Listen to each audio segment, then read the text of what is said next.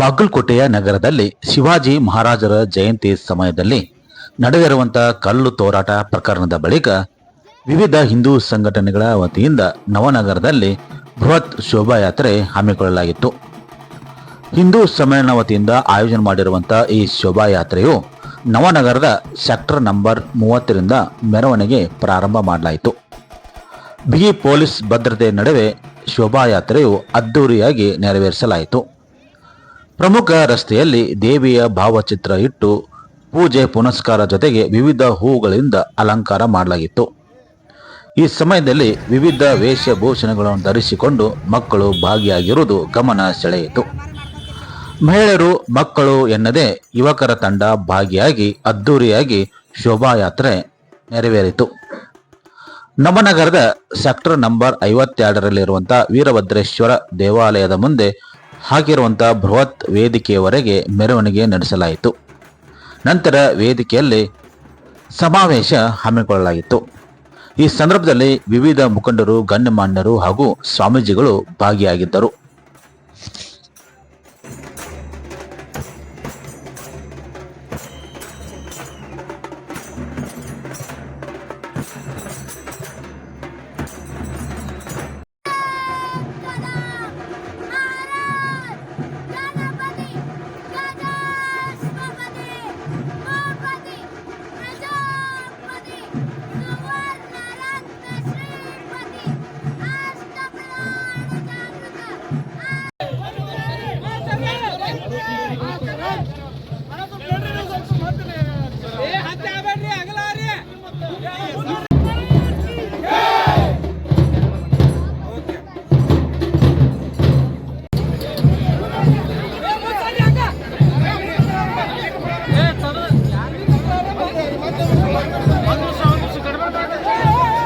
शिवाजी महाराज की जय, भगवान की जय, गौ माता की जय, गौ माता की जय, जय श्री राम, जय श्री राम।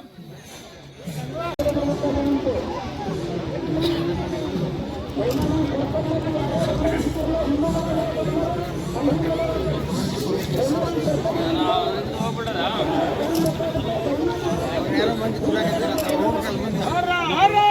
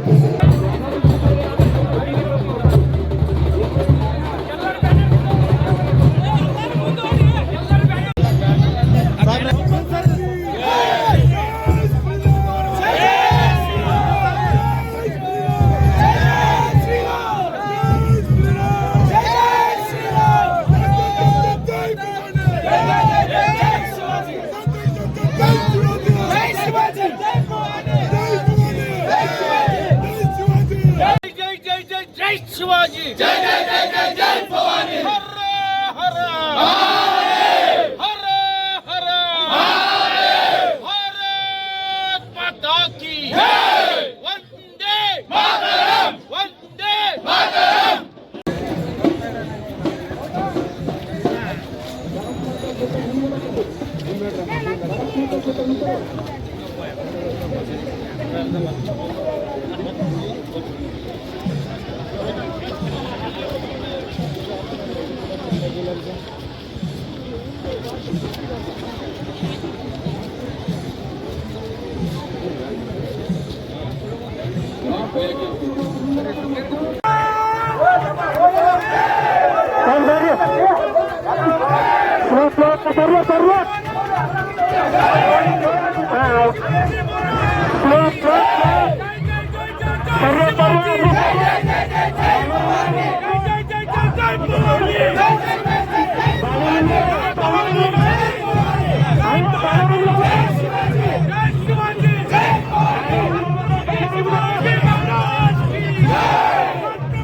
शिवाजी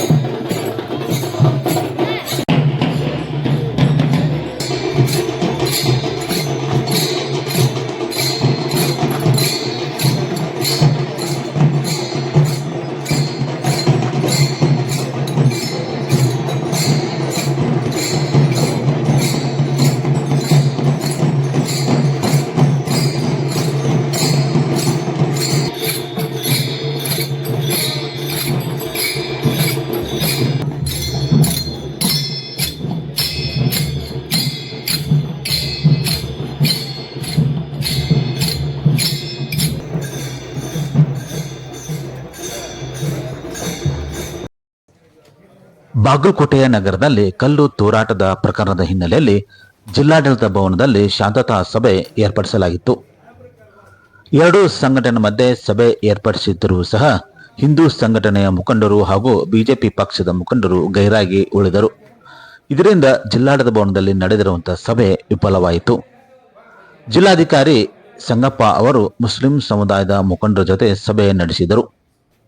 ತಪ್ಪಿಸ್ಥರ ವಿರುದ್ಧ ಕ್ರಮ ತೆಗೆದುಕೊಳ್ಳಿ, ವಿಡಿಯೋ ನೋಡಿ ಆರೋಪಿಗಳನ್ನು ಬಂಧಿಸಿ, ತಳ್ಳೋ ಗಾಡಿಗೆ ಬೆಂಕಿ ಹಚ್ಚಿದವರ ಮೇಲೆ ಕ್ರಮ ತೆಗೆದುಕೊಳ್ಳಿ ಎಂದು ಮುಸ್ಲಿಂ ಮುಖಂಡರು ಜಿಲ್ಲಾಧಿಕಾರಿಗಳಿಗೆ ಮನವಿ ಮಾಡಿಕೊಂಡರು. ಬಾಗಲಕೋಟೆಯ ಜನತೆ ಶಾಂತಿ ಸುವ್ಯವಸ್ಥೆ ಕಾಪಾಡಿಕೊಂಡು ಬಂದಿದ್ದಾರೆ. ಹೋಳಿ ಹಬ್ಬ ಹಾಗೂ ರಂಜಾನ್ ಹಬ್ಬ ಬರುವ ಹಿನ್ನೆಲೆಯಲ್ಲಿ ಶಾಂತಿಯುತ ಇರುವಂತೆ ಜಿಲ್ಲಾಡಳಿತ ಮನವಿ ಮಾಡಿಕೊಂಡಿದ್ದರು. ನಾವು ಸಹ ಸಹಕಾರ ನೀಡುತ್ತೇವೆ ಎಂದು ಮುಸ್ಲಿಂ ಮುಖಂಡರು ಹೇಳಿದ್ದಾರೆ. ನಿನ್ನೆ ನಡೆದ ಸಭೆಯಲ್ಲಿ ಉದ್ದೇಶಪೂರ್ವಕವಾಗಿ ಗೈರು ಉಳಿದಿಲ್ಲ. ಇವತ್ತು ಹಿಂದೂ ಸಂಘಟಕರು ಉದ್ದೇಶಪೂರ್ವಕವಾಗಿ ಗೈರು ಉಳಿದಿದ್ದಾರೆ. ಮತ್ತೆ ನಾಳೆ ಶಾಂತತೆ ಸಭೆ ನಡೆಸಿ ಎರಡೂ ಕೋಮಿನ ಮಧ್ಯೆ ಆಹ್ವಾನ ನೀಡಿದರೂ ಸಹ ನಾವು ಮತ್ತೆ ಶಾಂತತಾ ಸಭೆಗೆ ಹಾಜರಾಗ್ತೀವಿ ಎನ್ನುವ ಮೂಲಕ ಮುಸ್ಲಿಂ ಮುಖಂಡರು ತಮ್ಮ ನಿಲುವನ್ನು ಸ್ಪಷ್ಟಪಡಿಸಿದ್ದಾರೆ. ಏನಂತ ತಮ್ಮ ಅಭಿಪ್ರಾಯ ಹಂಚಿಕೊಂಡಿದ್ದಾರೆ ನೋಡಿ.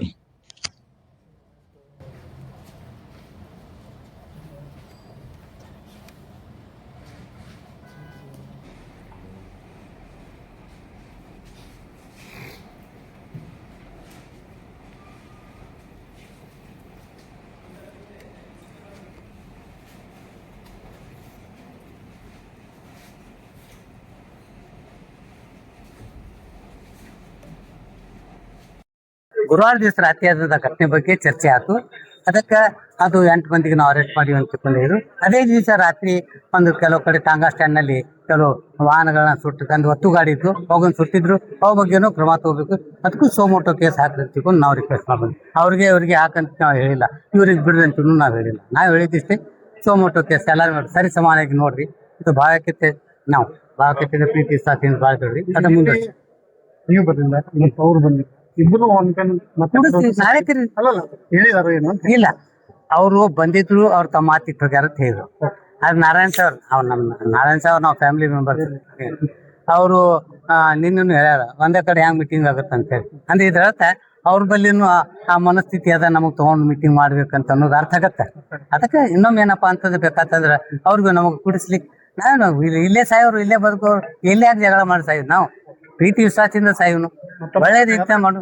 ಮತ್ತೆ ಎಲ್ಲ ಈಗ ನಮ್ಮ ಬಾಗಲಕೋಟೆ ಜನ ತತ್ತರಿಸಿದಾರೆ. ವ್ಯಾಪಾರ ಉದ್ಯೋಗ ಹಾಳಾಗೋಗ್ಬಿಟ್ಟಾವ ಅದ್ರ ಬರಗಾಲದ ಒಂದು ಬರೇ.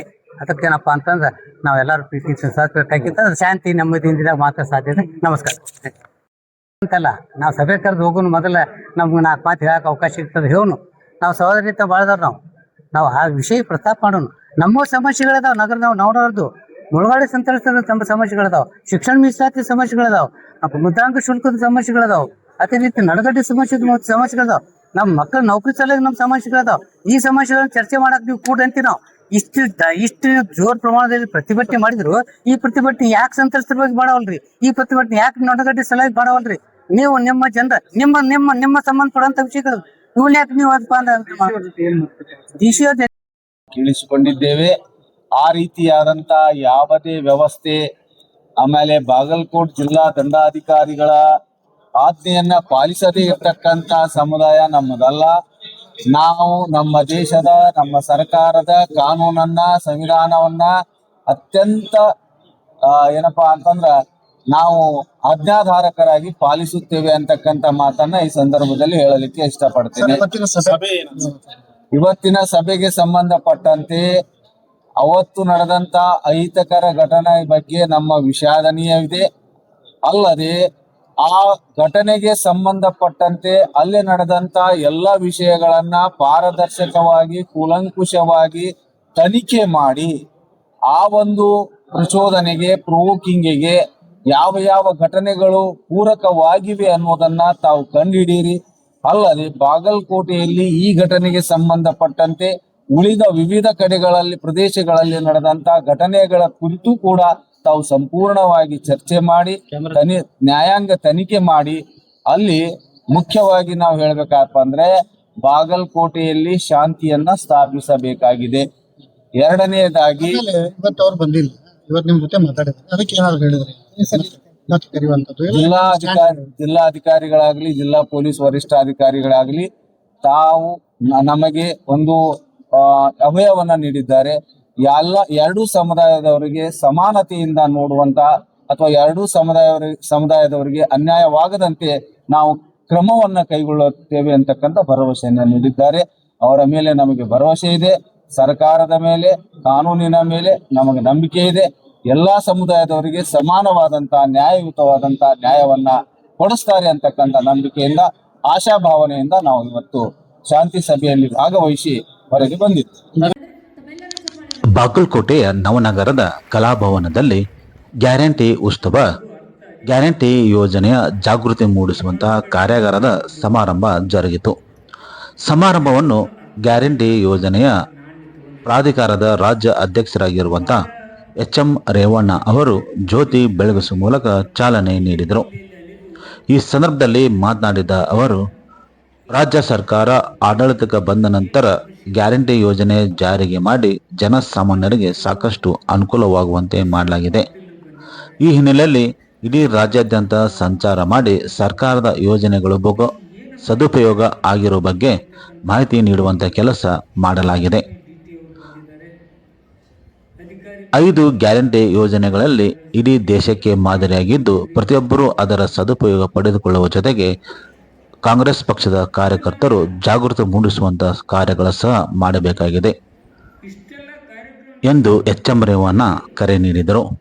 ಇದೇ ಸಂದರ್ಭದಲ್ಲಿ ಸಮಾರಂಭದ ಅಧ್ಯಕ್ಷತೆ ವಹಿಸಿದ್ದ ಜಿಲ್ಲಾ ಉಸ್ತುವಾರಿ ಸಚಿವರಾಗಿರುವಂತಹ ಆರ್.ವಿ. ತಿಮ್ಮಾಪುರ್ ಅವರು ಮಾತನಾಡಿ, ಮುಂಬರುವ ಸ್ಥಳೀಯ ಸಂಸ್ಥೆಗಳ ಚುನಾವಣೆ ಸೇರಿದಂತೆ ಮುಂದಿನ ವರ್ಷದ ವಿಧಾನಸಭಾ ಚುನಾವಣೆವರೆಗೂ ಮಹಿಳೆಯರು ಕಾಂಗ್ರೆಸ್ ಪಕ್ಷ ಸರ್ಕಾರವನ್ನು ಪರವಾಗಿ ನಿಲ್ಲುವ ಮೂಲಕ ಮಹಿಳೆಯರು ತಮ್ಮ ಶಕ್ತಿಯನ್ನು ಬಲಪಡಿಸಿಕೊಳ್ಳುವಂತ ಅಗತ್ಯವಿದೆ ಎಂದು ಕರೆ ನೀಡಿದರು.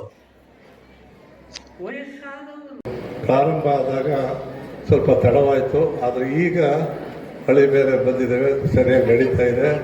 ಮುಂದೆ ನಾವು ಮನೆ ಮನೆಗೆ ಹೋಗಬೇಕು. ಆ ದೃಷ್ಟಿಯಲ್ಲಿ 2 ಜಿಲ್ಲೆ, ನಾನು 2 ತಾಲೂಕಿನಲ್ಲಿ ಆ ಕಾರ್ಯ ಆಗಿದೆ. ಒಂದು ಉಡುಪಿ ಜಿಲ್ಲೆಯಲ್ಲಿ, ಒಂದು ತಾಲೂಕಿನಲ್ಲಿ ಮನೆ ಮನೆಗೆ ನಮ್ಮ ಕಾರ್ಯಕರ್ತರು ಹೋಗಿದ್ದಾರೆ.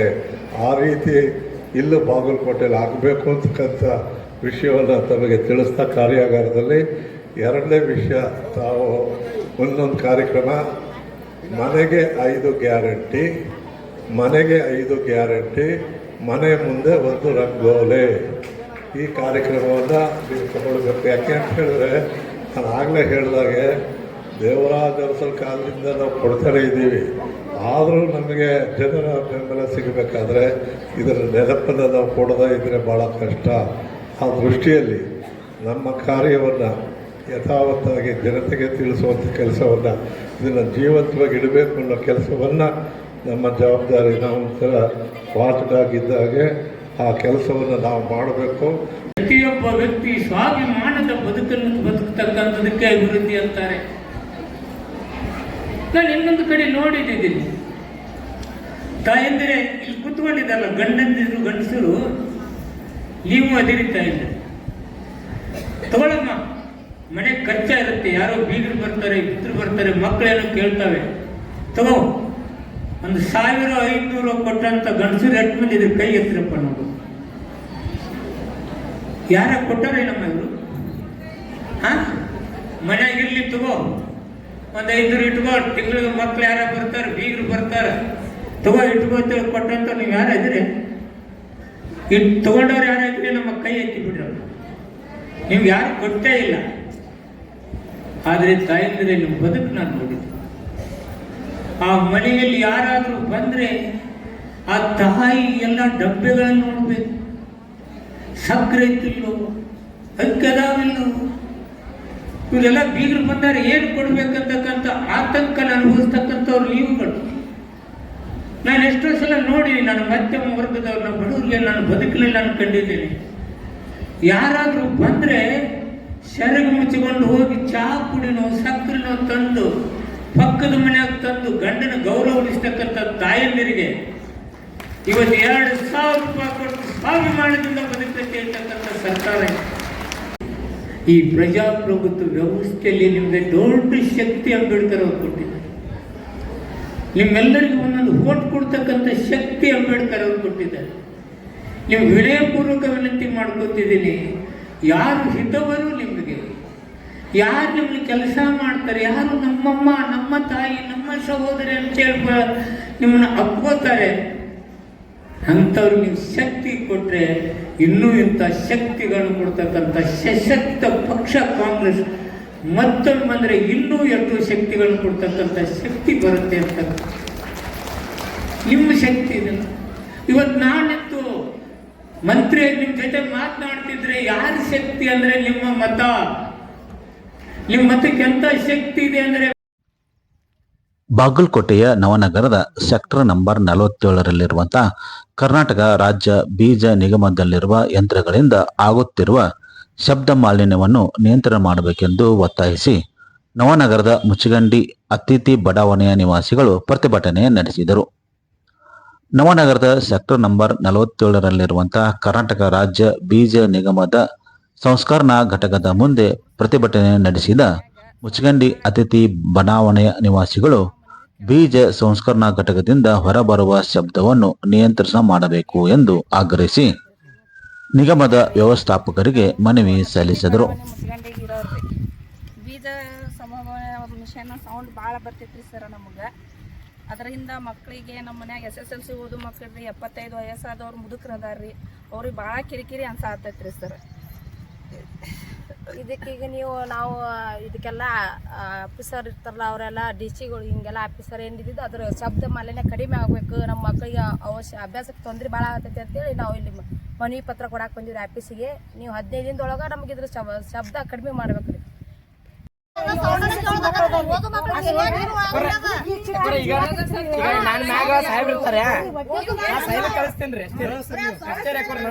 ಅವ್ರು ನೋಡ್ರಿ ಇಲ್ಲಿಂದ ಬೇರೆ ಬೇರೆ ಕಡೆ ಕೊಟ್ರು ನಮ್ಗೇನಿಲ್ಲ, ನಂದೇನ ಅದು ನಾನು ನಿನ್ನೆ ಹೇಳಿವ್ರಿ ಅವ್ರಿಗೆ. ಇಲ್ಲ ಸರ್, ನಮಗೂ ನೋಡ್ರಿ, ನಮಗೂ ಇದು ಮಾಡೋದೇನು ಯಾರಿಗೂ ತೊಂದರೆ ಕೊಡೋದೇನಿಲ್ಲ ಸರ್. ಅದೇ ಸರ್, ಈಗ ಅವಾಗ ಇದು ನೋಡ್ರಿ ಸರ್, ಇಲ್ಲಿ ಕರೇಂದ್ರ ಇದು KIDB ಕೇಳಿದ್ರ ನಮ್ಮವ್ರು, ಜಮಾದಾರ್ ಸಾಹೇಬ್ರ ತಿದ್ರಿ. ಅವ್ರೇನ್ ಮಾಡಿದ್ರಿ, ಇಲ್ಲಿ ಮುಚ್ಚಗಂಡಿ ಮಂದಿ ಎಲ್ಲ ಹೊಲ ಕಳ್ಕೊಂಡ ಅವ್ರಿಗೆ ಒಂದು ನಾವು ಉದ್ಯೋಗ ಅಲ್ಲಿ ಅಂತ ಹೇಳಿ ಮಾಡಿದ್ವಿ. ಮುಚ್ಚಗಂಡಿ ಮಂದಿನೇ ಕೆಲಸ ಮಾಡೋರು ಅದೇ ಹೇಳಿದ್ರು ನಿನ್ನವ್ರಿಗೆ. ಈಗ ನೀವು ಕೊಡ್ರಿ, ಈಗ ನಮ್ಮ ಕಡೆಯಿಂದ ಅವಾಜ್ ಬರಾಕ ನೋಡ್ರಿ ನೀವು ಹೇಳಿರಿ. ಈಗ ನಾವು ಅವ್ರಿಗೆ ಹೇಳಿ ಸರ್, ನಾವು ಹೊರಗಿನಿಂದ ಬರ್ತೀವಿ ಸರ್, ಅದಕ್ಕೆ ನಾವು ಚೀಲ ಕಟ್ಕೊತೀವಿ ಹೇಳಿ. ಆ ಚೀಲ ಕಟ್ಕೊಂಡು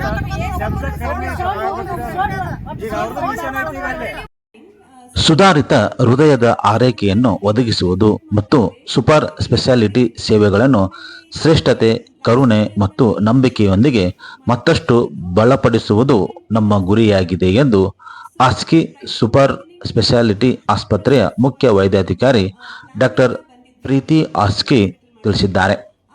ಅವರು ನವನಗರದ ಖಾಸಗಿ ಹೋಟೆಲ್ ಒಂದರಲ್ಲಿ ಮಾಧ್ಯಮ ಪ್ರತಿನಿಧಿಗಳೊಂದಿಗೆ ಮಾತನಾಡುತ್ತಾ, ಆಸ್ಕಿ ಸೂಪರ್ ಸ್ಪೆಷಾಲಿಟಿ ಆಸ್ಪತ್ರೆಯು ಬಾಗಲಕೋಟೆ ಮತ್ತು ನೆರೆಯ ಪ್ರದೇಶಗಳ ಜನರಿಗೆ ಸೇವೆ ಸಲ್ಲಿಸುವ ತನ್ನ ಬದ್ಧತೆಯನ್ನು ಪುನರುಚ್ಚರಿಸುತ್ತದೆ. ಗುಣಮಟ್ಟದ ಆರೋಗ್ಯ ಸೇವೆಯು ಎಲ್ಲರಿಗೆ ಸಿಗುವಂತಾಗಬೇಕು ಎಂದು ಆಸ್ಪತ್ರೆಯು ಆಡಳಿತ ಮಂಡಳಿಯು ನಂಬುತ್ತಿದೆ. ಸುಧಾರಿತ ಹೃದಯ ಚಿಕಿತ್ಸಾ ಸೇವೆಗಳು ಮತ್ತು ವಿಶೇಷ ವೈದ್ಯಕೀಯ ಪರಿಣಿತಿಯನ್ನು ಒಂದೇ ಸೂರಿನಡಿ ತರುವ ಮೂಲಕ ರೋಗಿಗಳು ಚಿಕಿತ್ಸೆಗಾಗಿ ಜಿಲ್ಲೆಯ ಹೊರಗೆ ಹೋಗುವ ಅನಿವಾರ್ಯತೆಯನ್ನು ಕಡಿಮೆ ಮಾಡುವ ಗುರಿ ಹೊಂದಲಾಗಿದೆ. ಇದರ ಜೊತೆಗೆ ಬೆಂಗಳೂರಿನ ನಾರಾಯಣ ಹೃದಯ ರೋಗದ ಆಸ್ಪತ್ರೆ ಮೂಲಕ ಹೊಂದಾಣಿಕೆ ಮಾಡಿಕೊಂಡು ಜನ ಸಾಮಾನ್ಯರಿಗೆ ಹಾಗೂ ಬಡವರಿಗೂ ಅನುಕೂಲವಾಗುವ ದೃಷ್ಟಿಯಿಂದ ಮತ್ತಷ್ಟು ಉನ್ನತ ಚಿಕಿತ್ಸೆ ನೀಡಲು ಆಸ್ಕಿ ಆಸ್ಪತ್ರೆ ಮುಂದಾಗಿದೆ ಎಂದು ಡಾಕ್ಟರ್ ಪ್ರೀತಿ ಆಸ್ಕಿ ತಿಳಿಸಿದ್ದಾರೆ.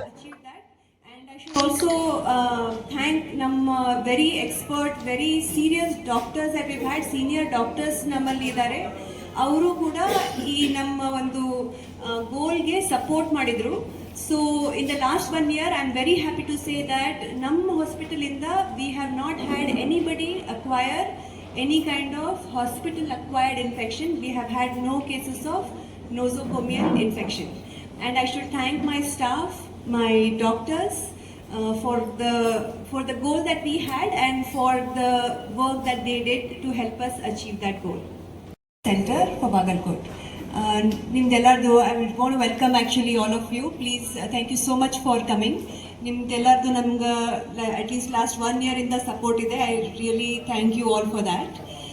Last year new inauguration time al bandu you have supported us. So thank you very much for coming again. ಇಷ್ಟು ಜಲ್ದಿ 1 year ಪಾಸ್ ಆಗಿಬಿಡ್ತು. 1 year ಆಲ್ರೆಡಿ ನಾವು ಫಿನಿಶ್ ಮಾಡಿದ್ದೀವಿ ಅಂತ ಅನಿಸ್ತಾ ಇಲ್ಲ. We work very very hard this last 1 year. 1 year actually is a very short time. As many of you might know, ನಮ್ಮ ಫ್ಯಾಮಿಲಿದು ಇಲ್ಲಿ ಅಟ್ಲೀಸ್ಟ್ 80 years ಇಂದ ಸರ್ವಿಸ್ ಇದ್ದು ಲೆಗಸಿ ಇದೆ. So it is a very proud moment for me. ಆ ಲೆಗಸಿನ ನಾನು continue ಮಾಡಿದೆ and I have brought about some modernization in that legacy. and continued that same level service ಏನು ಕೊಟ್ಟಿದ್ರು ನಮ್ಮ ಗ್ರ್ಯಾಂಡ್ ಮದರ್, ನಮ್ಮ ಮದರ್ ಏನು ಸರ್ವಿಸ್ ಕೊಟ್ಟಿದ್ದಾರೆ ಆ ಸರ್ವಿಸ್ನ ನಾನು ಇಲ್ಲಿ ಕಂಟಿನ್ಯೂ ಮಾಡ್ತಿದ್ದೀನಿ ಅಂತ I am very proud of that.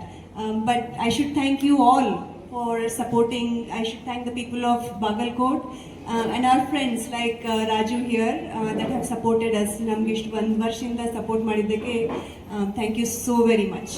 ನಾನು ತ್ರಿವೇಣಿ ಕಿಟ್ಟದು. ನಮ್ಮ ಸೆಕೆಂಡ್ ಪ್ರೆಗ್ನೆನ್ಸಿ ಇದೆ, ಗೊತ್ತಿರಲಿಲ್ಲ. ಆಮೇಲೆ ಬಂದಮೇಲೆ ಮೇಡಮ್ನ ಹೇಳಿದ್ರಿ, ಕನ್ಫರ್ಮ್ ಆಗಿದ್ದಿಲ್ಲ ನಮ್ಗೆ. ಬಂದಮೇಲೆ ಅವರ ಹೇಳಿದ್ರು ಸ್ಕ್ಯಾನಿಂಗ್ ಮಾಡಿ.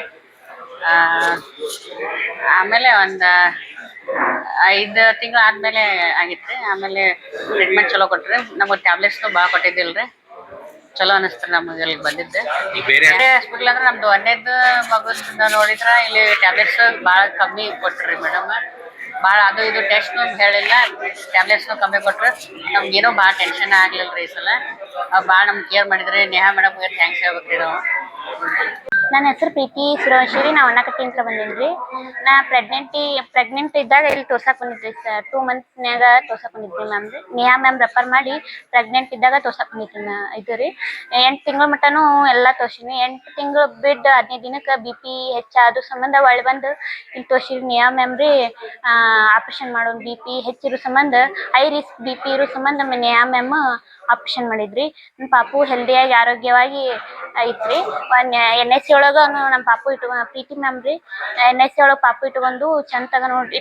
ನಾವು ಆರೈಕೆ ಮಾಡೋಕ್ಕಿಂತ ಅವ್ರು ಅಷ್ಟು ಆರೈಕೆ ಮಾಡಿ ನನ್ನ ಪಾಪುನ ಬೆಳವಣಿಗೆ ಮಾಡಿ ಪ್ರೀತಿ ಮ್ಯಾಮ್ ಎಷ್ಟು ಆರೈಕೆ ಮಾಡಿ ಕೊಟ್ಟಾರಿ ಪಾಪುನ್ ರೀ. ಇನ್ನಾರು ನಾನು ನೆನೆಸ್ಬೇಕ್ರಿ, ಪಾಪು ಭಾಳ ಹೆಲ್ದಿಯಾಗಿ ಆರೋಗ್ಯವಾಗಿ ಅದ ನನ್ನ ಪಾಪು. ಅಷ್ಟು ಚಲೋ ತಂಗ ನೋಡ್ಯಾರ. ನನ್ನ ಕೆಳಗೆ ಆಪ್ರೇಷನ್ ಆಗಿ ಪಾಪು ಅಲ್ಲಿ NSC ಹೋಗಿದ್ರು ನೋಡ್ರಿ, ಡೈಲಿ ಕರೋದು, ನೀನು ಪಾಪು ನೋಡು ಹಿಂಗೈತಿ, ಹಿಂಗೆ ಬೆಳೆಸು, ಹಾಲು ಕುಡ್ಸೋದು, ಡರ್ಕಿ ತಗ್ಸೋದು ರೀ. ನನ್ನ ಪಾಪು ಹೆಂಗೆ ಇಟ್ಕೋಬೇಕು ಎಲ್ಲ ಡೈಲಿ ಬಂದು ಚೆಕ್ ಮಾಡಿಸಿ ನನ್ನ ಪಾಪುನ ಕೈಯಾಗ ಕೊಟ್ಟು ಹಿಂಗೆ ನೋಡಬೇಕು ಹಿಂಗಿಲ್ಲ ಅಂತಂದು ನಮ್ಗಿಂತ ಜಾಸ್ತಿ ಆರೈಕೆ ಮಾಡಿ ಪ್ರೀತಿ ಮ್ಯಾಮು, ನರ್ಸ್ಗಳ್ರಿ ಎಲ್ಲರೂ ಚಲೋ ತಂಗ ನೋಡಿ ನನ್ನ ಪಾಪು ಹೆಲ್ದಿಯಾಗಿ ಕೈಯಾಗ ಕೊಟ್ಟರೆ ಆರಾಮದಂತಿ ಪಾಪು. ನನ್ನ ಹೆಸರು ಶಂಕರಗೌಡ ಪಾಟೀಲ್ ಹತ್ರ, ವಿಜಯಪುರ ಜಿಲ್ಲಾ ಬಸವನ ಬಾಗೇವಾಡಿ ತಾಲೂಕು. ನನಗೆ ಸ್ವಲ್ಪ ತೆಪ್ಪಿದು ತ್ರಾಸು ಭಾಳ ಇತ್ತು.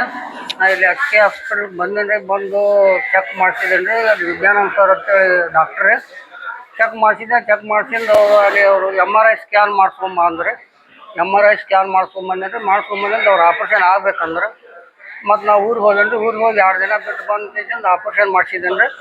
ಈಗ ನನಗೆ 2 ತಿಂಗಳದಾಗ ಆಪ್ರೇಷನ್ ಸಕ್ಸಸ್ ಆತ್ರಿ. ಅದು ಆಗಿಂದ ಏನಾಯ್ತು, ನನಗೆ ಈಗ ದಿವ್ಸಕ್ಕೆ 7 ತಾಸು ಕರೆಂಟ್ ಇರ್ತಾವ್ರಿ. ದಿನ 7 ತಾಸು ನೀರು ಉಣಿಸ್ತೇನೆ ರೀ ನಾವು ಹೊಲ್ದಾಗ. ಏನೂ ತೊಂದರೆ ಇಲ್ರಿ, ಭಾಳ ಆರಾಮದೀನಿ ನಾನು. ಹಾಸ್ಪಿಟ್ಲ್ ಎಲ್ಲ ಚಲೋ ಅದಾರೆ, ಡಾಕ್ಟ್ರ್ ಭಾಳ ಚಲೋ ಅದಾರ. ಎಲ್ಲರೂ ಭಾಳ ಇದು ಅದಾರೆ. ಯಾವ ಡಾಕ್ಟರ್ಸ್ ಬಗ್ಗೆ ಅಂತೂ ಏನೂ ಹೇಳಂತ ಹೇಳ್ರಿ, ಹಂಗೆ ಅದಾರ ಬಿಡ್ರಿ. ನಮ್ಮ ಹೆಸರು ನಿಲಗೋಳ ಚಂದ್ರಪ್ಪ ರೀ. ಇಲ್ಲೇ ನಾವು ಹಾಸಿಗೆ ಆಸ್ಪತ್ರೆಗೆ ಬಂದಿವಿ. ಬಂದ ಟೈಮ್ದಾಗ ನಮ್ದು ಏನೂ ಜೀವನ ಇದ್ದಿಲ್ಲ ಅಂತ ತಿಳ್ಕೊರಿ. ಇಲ್ಲಿದ್ದ ಬಂದಿಂದ ನಾನು ಭಾಳ ಚಲೋ ಆಗೇನಿ ರೀ, ಹಾಗಾಗಿ ಬಂದೇನಿ ರೀ. ಇದು ನನಗೆ ಆರಾಮ ಅನ್ಸೈತೆ ರೀ. ಮತ್ತು ನಾನು ಈಗ ಮನುಷ್ಯ ಅದೇನಿ ರೀ. ಆ ನಂತರ ಇಲ್ಲಿ ಬರ್ಲಿಕ್ಕೆ ನಾನು ಉಳಿತಿದ್ದಿಲ್ಲ ರೀ. ನಮ್ಮದು ನಿಲಗೋಲ್ ರೀ, ನಿಲಗೋಲ್ಲು. ನಮಗೆ ಇದು ಆಸ್ಪತ್ರೆ ಗೊತ್ತಿದ್ದಿಲ್ಲ, ನಮ್ಮ ಊರಿನ ಡಾಕ್ಟ್ರ್ ಹೇಳಿ ಕಳ್ಸಿದೀನಿ ರೀ. ನನಗೆ ಥೇಕ್ ಹೆಚ್ಚಾಗೈತೆ ರೀ. ಅಲ್ಲಿದ್ದ ಸ್ವಲ್ಪ ಹಾರ್ಟಿಂದ ಏನೋ ಪ್ರಾಬ್ಲಮ್ ಐತಂತ್ರಿ. ಹಿಂಗಾಗಿ ಆರಾಮಾಗೀನಿ ರೀ. ನಾನೀಗ ಗುಳಿಗೆ ಕೊಟ್ಟಾರ್ರಿ, ಗುಳಿಗೆ ಕೊಟ್ರಿ. ಇನ್ನೂ ಗುಳಿಗೆ ತೆಪ್ಪಿಲ್ರಿ, ಇನ್ನೂ ಗುಳಿಗೆ ತೊಗೋಬೇಕ್ರಿ. ಈ ಮುಂದಿನ ತಿಂಗಳು ನೆಮ್ಮೆ ಇದನ್ನ ಮಾಡ್ತೀನಿ ಅಂದಾರ ರೀ, ಕ್ಯಾನಿಂಗ್. ದವಾಖಾನೆ ಚಲೋ ಅನ್ಸೈತಿ ರೀ ನಂಗೆ, ಚಲೋ ಐತ್ರಿ. ಮೊದಲೇ ನಮ್ಮಲ್ಲಿ ತೋರಿಸಿದ್ವಿ ರೀ ನಿಲಗೋಲಾಗ. ನಿಲಗೋಲು ಅಲ್ಲೇ ಬೇಲೂರು ಹಿಂಗೆ ತೋರಿಸಿದ್ವಿ ರೀ. ನಮ್ಮೂರಿನ ಡಾಕ್ಟ್ರಿ ಇಲ್ಲಿಗೆ ತೊಗೊಂಬಂದೇನಿ ರೀ.